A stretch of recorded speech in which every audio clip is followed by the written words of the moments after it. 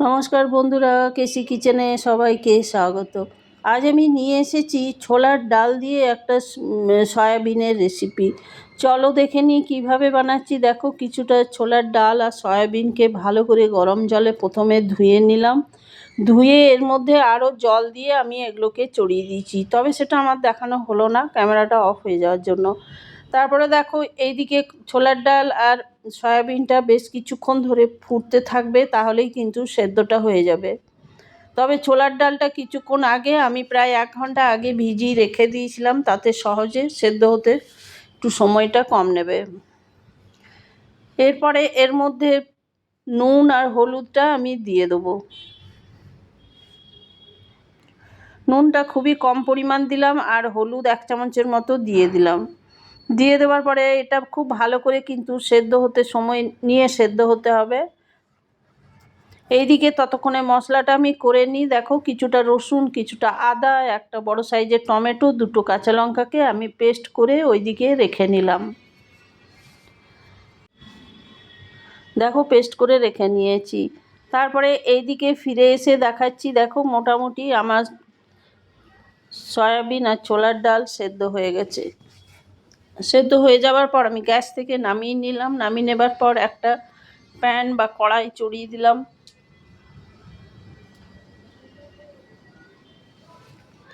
চড়িয়ে দেবার পরে এটা গরম হয়ে যাওয়া পর্যন্ত অপেক্ষা করলাম। তারপরে এটার মধ্যে আমি 2-3 চামচের মতো তেল দিয়ে দিলাম। তেলটা দিয়ে দেবার পরে দেখো, এটার মধ্যে আমি ফোড়ন দিলাম গোটা জিরে, তেজপাতা আর দারচিনি। তেজপাতা, দারচিনি আর গোটা জিরে ফোড়ন দিয়ে দেবার পরে এটাকে বেশ ভালো করে প্রথমে একটু ভেজে নিতে হবে তেলের মধ্যে। তোমরা সয়াবিনের তরকারি নানা রকমভাবে বানিয়ে থাকো কিংবা ছোলার ডালও বানিয়ে থাকো, কিন্তু এইভাবে একই রকমভাবে একসাথে বানিয়ে দেখো, এটা ভাত, রুটি বা পরোটা সব জিনিসের সাথে খেতে খুব ভালো লাগে। এরপরে একটা পেঁয়াজকে খুব ছোট করে কেটে রেখেছি। কেটে নেওয়া পেঁয়াজটা আমি ওই তেলটার মধ্যে দিয়ে দিলাম।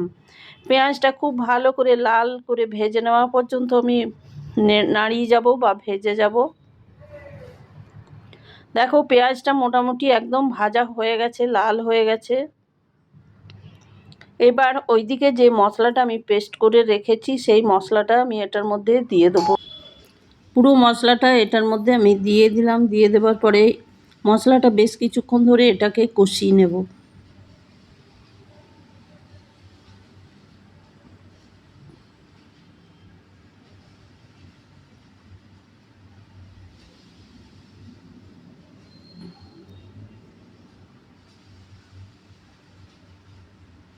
এটাকে খুব ভালো করে কিন্তু মিনিট খানিক ধরে কষিয়ে নিতে হবে, কেন কি এর মধ্যে রসুন দেওয়া আছে। ভালো করে না কষালে কিন্তু রসুনের কাঁচা গন্ধ তরকারির মধ্যে চলে আসবে। দেখো, অনেকক্ষণ ধরে কষিয়ে নেবার পর মোটামুটি 4-5 মিনিটের মতো কষিয়ে নিয়েছি। কষাতে কষাতেই দেখো, এর মধ্যে আমি পরিমাণ মতো নুন দিয়ে দিলাম, 1 চামচের মতো হলুদ দিয়ে দিলাম, আর 1/2 চামচের মতো আমি জিরে গুঁড়ো দিয়েছি। তার সাথে আমি 1 চামচের মতো গরম মশলা, এই গরম মশলাটা আমার বাড়িতে বানানো, সেটা আমি দিয়েছি। আর 1/2 চামচের মতো আমি কাশ্মীরি লঙ্কার গুঁড়ো দিয়ে দিলাম। দিয়ে দেবার পরে বেশ ভালো করে এটাকেও কষিয়ে নিতে হবে, যেহেতু গুঁড়ো মশলা দিয়েই আমি এটা বানাচ্ছি। এরপরে দেখো, মশলাটা কষতে কষতে 1/2 কাপের মতো আমি দই এটার মধ্যে ফেটিয়ে দিয়ে দিলাম। ফেটিয়ে দিয়ে দেওয়ার পরে দইটাকে নিয়েও বেশ কিছুক্ষণ ধরে কষিয়ে নিতে হবে আর সমানে কিন্তু নাড়িয়ে যেতে হবে। সমানে কিন্তু এটা লো ফ্লেম করে কষে নিতে হবে বা ভেজে নিতে হবে। হাই ফ্লেম করে দিলে অনেক সময় ফাটা ফাটা হয়ে যায় আর দেখতেও ভীষণ খারাপ হয়ে যায় রান্নাটা। দইটা দিয়ে দেওয়ার পরে বেশ ভালো করে লো ফ্লেম করে এটাকে আমি নেড়ে যাচ্ছি বা কষিয়ে যাচ্ছি। এর এই মাঝখানে আমি 1 চামচের মতো কসুরি মেথি ওইদিকে ভালো করে হাতে ঘষে গুঁড়ো করে রেখেছি, সেইটা আমি দিয়ে দিলাম। দিয়ে দেবার পরে আরও 2-3 মিনিটের মতো এটাকে আমি কষিয়ে নিলাম। তবে যে কোনো রান্নায় কষানোর উপরেও অনেকটা তরকারির টেস্ট নির্ভর করে।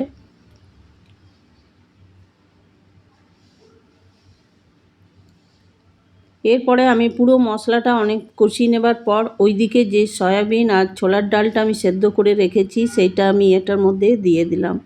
দিয়ে দেবার পরে বেশ ভালো করে নাড়িচাড়িয়ে নিতে হবে। এই রকম তরকারি কিন্তু তোমরা অতি সহজে বানিয়ে নিতে পারো। যদি কিছুক্ষণ আগে ছোলার ডালটা ভিজিয়ে রেখে দাও, মোটামুটি 1-2 ঘন্টা আগে ভিজিয়ে রেখে দিলে খুব সহজেই এটা হয়ে যায়। আর এটা খেতে ভীষণ ভালো লাগে, স্পেশালি রাত্রে রুটির সাথে খুবই ভালো লাগে খেতে। তোমরাও এইভাবে বানাও, বানিয়ে আমাকে জানিও কেমন হলো আমার এই রেসিপি।